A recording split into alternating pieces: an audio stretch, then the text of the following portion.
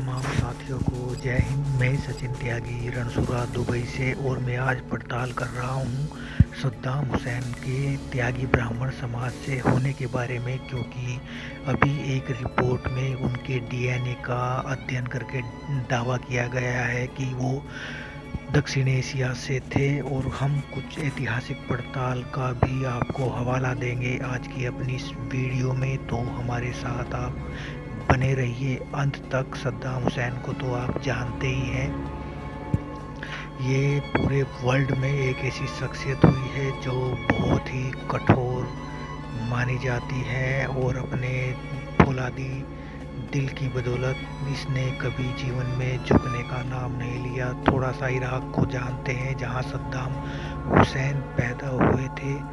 Iraq की भौगोलिक स्थिति के बारे में जानते हैं, उसके प्राचीन और प्रागैतिक काल के बारे में भी आपको बताएंगे। वहाँ की जो जातियाँ हैं उसके बारे में भी आप बताएंगे, और जो अब से पहले सद्दाम हुसैन का जो परिवार था कहाँ से माइग्रेट होके आया था, और उसके पिता जो एक गडरिया थे उनके बारे में तो आपको मालूम ही होगा। लेकिन इराक की भौगोलिक स्थिति में थोड़ा लास्ट में बताऊंगा आपको।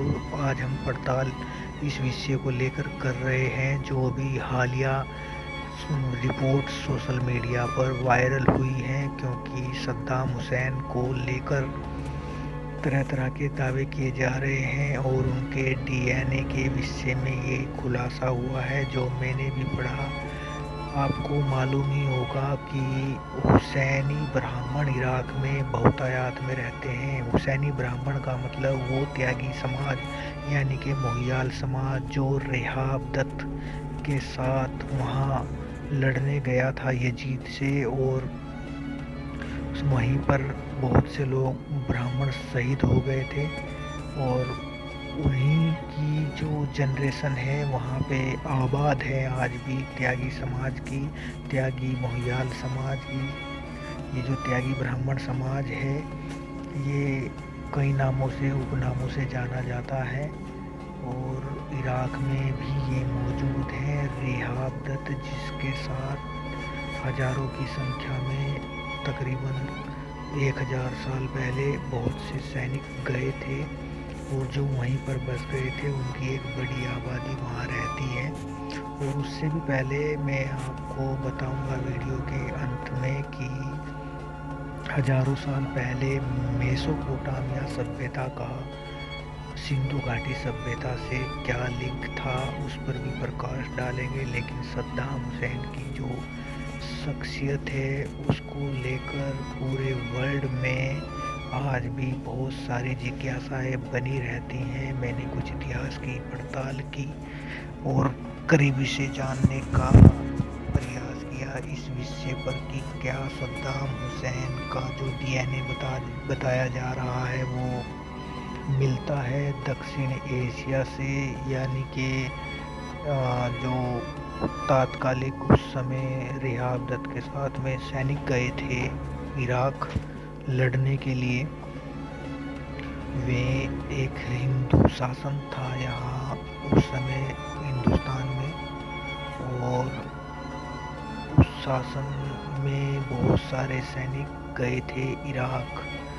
तो क्या वो जनरेशन चली आ रही है सद्दाम हुसैन की, क्योंकि हुसैनी ब्राह्मण बहुतायत में आज भी वहाँ पर हैं और उनमें परशुराम को मानते हैं। हिंदू और वैदिक रीति से पूजा पाठ करते हैं। और सद्दाम हुसैन ने भी अपने बायोग्राफी में इन सब चीज़ों का जिक्र किया है। कुछ लोग तो उसको जाट कहते हैं कि सद्दाम हुसैन जाट थे, और उन्होंने इसका जिक्र भी किया। लेकिन ये कुछ वीडियो में देखने को मिला हमें ऐतिहासिक रूप से,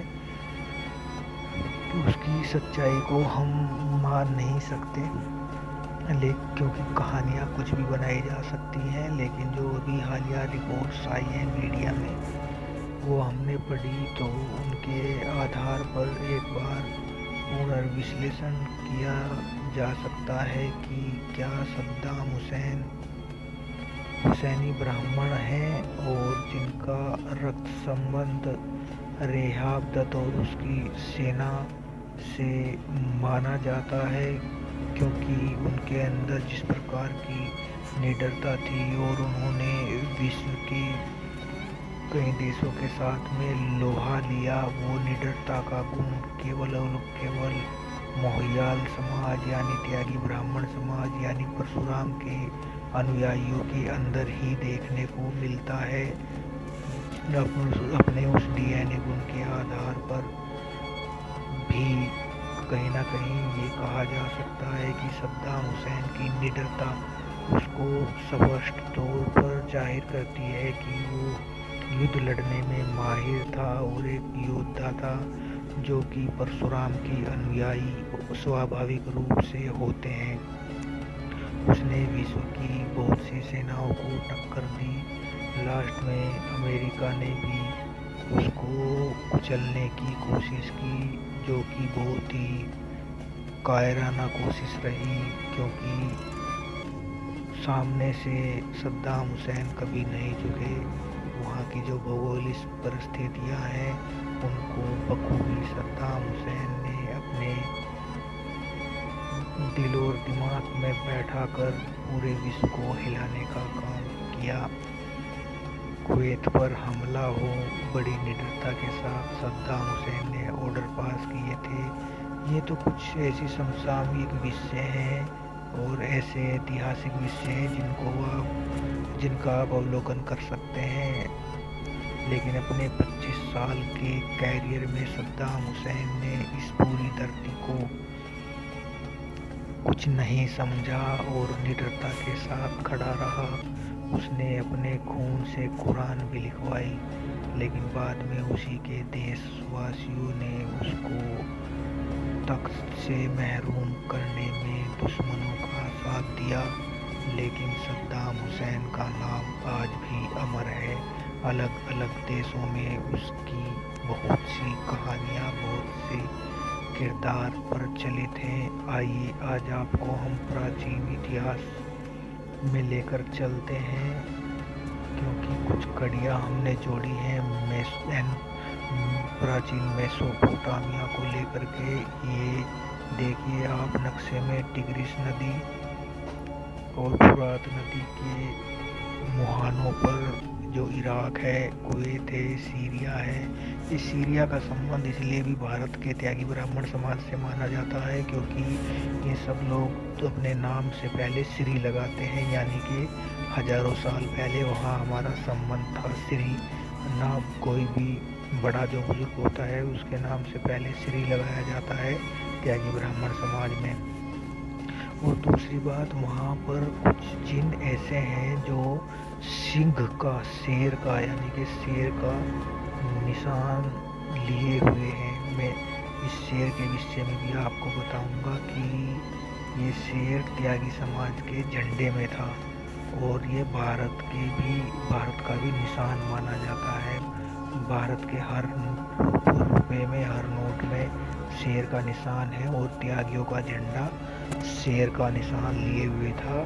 सिंह स्थान, शेरों के स्थान को ही बाद में हिंदुस्तान कहा गया, क्योंकि फारसी में शह को है कहा जाता है। और वहाँ की जो लिपियाँ हैं, जो किला अक्सर सिस्टम जो मिला है, चलिए मैं आपको बताता हूँ कि 60 मिनट 60 सेकंड और 360 डिग्री ये बेस भी बेबीलोनियन सभ्यता से ही आया है, क्योंकि उनको प्राचीन काल में ज्ञान था 7 ऋषियों का। उन्होंने ही 12 महीने बनाए, उन्होंने ही सब राशियाँ दी और उन्होंने ही हफ्ते के 7 दिन दिए। ये सब चीज़ों का कहीं ना कहीं ब्राह्मण समाज से ताल्लुकात है। और ये हमारे भारतीय जो त्यागी ब्राह्मण समाज के लोग हैं मेसोपोटामिया से, उनसे मेसोपोटामिया और सिंधु घाटी सभ्यता उससे भी मिलता जुलता है। और जो वहाँ की लिपि है वो भारत में जो पुराने गेट हैं, दरवाजे हैं, उन पर हमारे जो बुजुर्ग थे वो गुदवाया करते थे इस तरह के शब्द। तो वो परंपराएं जो चली आ रही हैं और जो देखने को मिलती हैं मेसोपोटामिया में यानी कि इराक में प्राचीन काल में, तो एक गहरा संबंध पर दिखाई प्रतीत होता है। उसी संबंध के आधार पर हमने निष्कर्ष निकाला है कि वास्तव में ही कभी ना कभी सद्दाम हुसैन के पूर्वज भारतीय त्यागी ब्राह्मण समाज से रहे होंगे। जय हिंद।